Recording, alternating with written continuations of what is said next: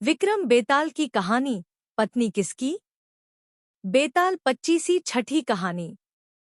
कई प्रयासों के बाद राजा विक्रमादित्य ने एक बार फिर बेताल को पकड़ लिया। वह उसे जब योगी के पास ले जाने लगे तो बेताल ने नई कहानी शुरू कर दी। बेताल ने नई कहानी सुनाते हुए कहा, एक समय की बात है, धर्मपुर नाम के नगर में गंधर्वसेन नाम का युवक रहता था। गंधर्वसेन की कदकाठी बहुत आकर्षक थी।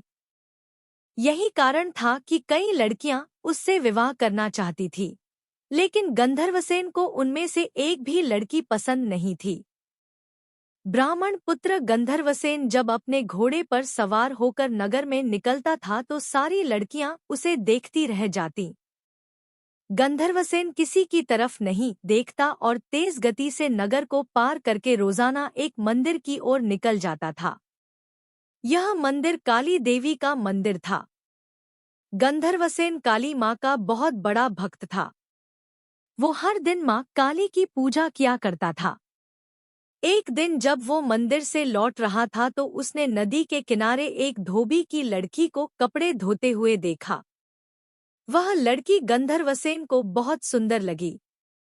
गंधर्वसेन को उस लड़की से प्यार हो गया और वो दिन रात उसी के बारे में सोचने लगा। उसे लड़की से बात करने का कोई रास्ता नहीं सूझता। एक दिन उसने काली माँ के मंदिर में पूजा करते हुए ये प्रतिज्ञा ली कि अगर वो लड़की उसकी हो गई तो वो काली माँ के चरणों में अपना शीश चढ़ा देगा। गंधर्वसेन खाना पीना भूल चुका था। वो दिन रात उसी लड़की के बारे में सोचता रहता। इसका परिणाम ये हुआ कि गंधर्वसेन बीमार हो गया। गंधर्वसेन की बीमारी की खबर सुनकर उसका सबसे अच्छा मित्र देवदत्त उससे मिलने आया। अपने परम मित्र को बिस्तर पर पड़ा देख देवदत्त ने उसकी उदासी का कारण पूछा। गंधर्वसेन ने देवदत्त को अपना हाल सुनाया और बोला कि उस लड़की से अगर मेरा विवाह नहीं हुआ तो मैं मर जाऊंगा। देवदत्त अपने मित्र से बहुत प्यार करता था, इसलिए उसने लड़की को ढूंढने की ठानी। देवदत्त उस लड़की को खोजने में सफल हुआ।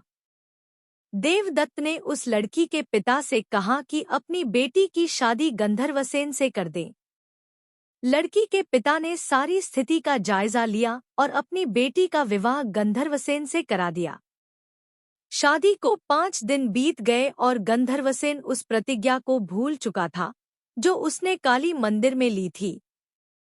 एक दिन सपने में गंधर्वसेन को अपनी छाया दिखाई देती है। उसकी छाया उसे वो प्रतिज्ञा याद दिलाती है और कहती है कि अगर तुम ये प्रतिज्ञा पूरी नहीं करोगे तो स्वार्थी कहे जाओगे। अगले दिन गंधर्वसेन को अपनी गलती का एहसास होता है और वो काली मंदिर में अपनी बलि देने के लिए तैयार हो जाता है।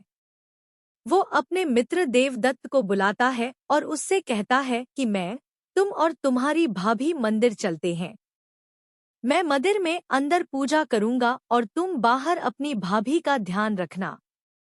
देवदत्त मंदिर चलने को तैयार हो जाता है। दोनों दोस्त उस लड़की के साथ मंदिर पहुंचते हैं। गंधर्वसेन मंदिर के अंदर अपनी प्रतिज्ञा पूरी करने चला जाता है। देवदत्त और गंधर्वसेन की पत्नी बाहर उसकी प्रतीक्षा करते हैं। बहुत समय तक जब गंधर्वसेन बाहर नहीं आता तो देवदत्त मंदिर के अंदर चला जाता है। देवदत्त अंदर जाकर देखता है कि गंधर्वसेन ने अपनी तलवार से अपना सिर काटकर काली माँ को बलि चढ़ा दिया है। यह देखकर देवदत्त घबरा जाता है। देवदत्त सोचता है कि कोई भी व्यक्ति यह यकीन नहीं करेगा कि गंधर्वसेन ने अपनी हत्या खुद की है। सब ये सोचेंगे कि देवदत्त ने अपने मित्र को मारा है ताकि वो उसकी पत्नी से विवाह कर सके। इस आरोप से बचने के लिए देवदत्त ने गंधर्वसेन की तलवार से अपना सिर भी काट लिया। थोड़े समय बाद गंधर्वसेन की पत्नी अपने पति और उसके मित्र देवदत्त को खोजने मंदिर आई। वहां दोनों मित्रों की लाश देखकर वो डर गई। उसने सोचा कि लोग उन दोनों की हत्या का आरोप मेरे ऊपर लगाएंगे। इस लांछन से अच्छा है कि मैं भी मर जाऊं। जैसे ही उस लड़की ने अपना सिर काटने के लिए तलवार उठाई वैसे ही वहां मां काली प्रकट हुई। माँ काली ने कहा, पुत्री मैं तुमसे प्रसन्न हूँ, बोलो क्या वरदान मांगती हो। लड़की ने कहा, आप इन दोनों को जीवित कर दीजिए। काली माँ बोली, तुम इन दोनों के सिर इनके धड़ों पर रखोगी तो ये जीवित हो जाएंगे। लड़की ने ऐसा ही किया, लेकिन उससे सिर रखने में गलती हो गई। उसने गंधर्वसेन का सिर देवदत्त और देवदत्त का सिर गंधर्वसेन के धड़ पर लगा दिया।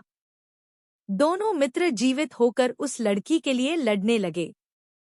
इतनी कहानी सुनाकर बेताल ने विक्रमादित्य से कहा, राजन अब तुम ही बताओ कि उस लड़की का पति कौन है। विक्रमादित्य को जवाब मालूम था। अगर वो चुप रहते तो बेताल उनका सिर धड़ से अलग कर देता।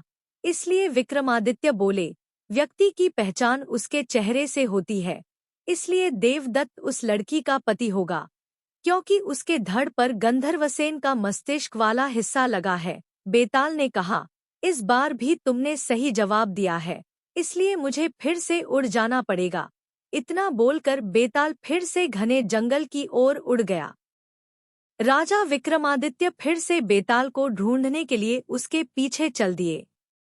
कहानी से सीख, इंसान जो भी करता है अपने मस्तिष्क से ही करता है, इसलिए उसकी पहचान मस्तिष्क से ही होती है।